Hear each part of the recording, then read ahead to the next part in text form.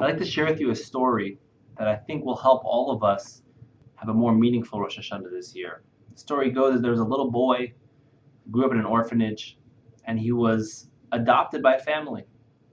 And this family, his chore was he had to be watching over the cattle, he was a shepherd. He used to look the sheep, make sure they were all tended to. One day he was walking in the street, it was Rosh Hashanah, and he heard prayers coming from the synagogue. And innocently, he walks up into the synagogue. Everyone's praying fervently, with so much emotion, and he starts whistling. All of a sudden, everyone starts looking around. Where's that sound coming from? You look around and see this little boy whistling. Immediately, what happens? You get all this shh. Everyone's saying, "Please be quiet. What are you doing? You're interrupting." There's a commotion. The rabbi comes over and says, "What's happening here?" This boy's whistling. He's creating commotion over here. He's ruining it for all of us.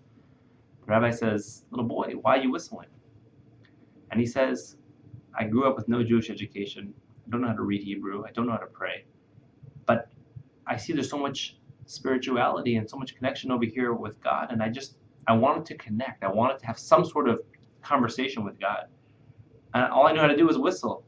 And that was my form of prayer." The rabbi said, "Everyone, not only is this boy going to be staying in the synagogue, he has a seat right next to me. Because his form of prayer, his innocent prayer to God, is the most beloved to God."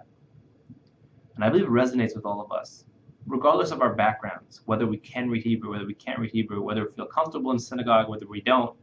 The service may be a little confusing. That's not what's important. What God wants is us in our own ways, whatever it may be, to just close our eyes and say our own little private prayer in any way that we know how.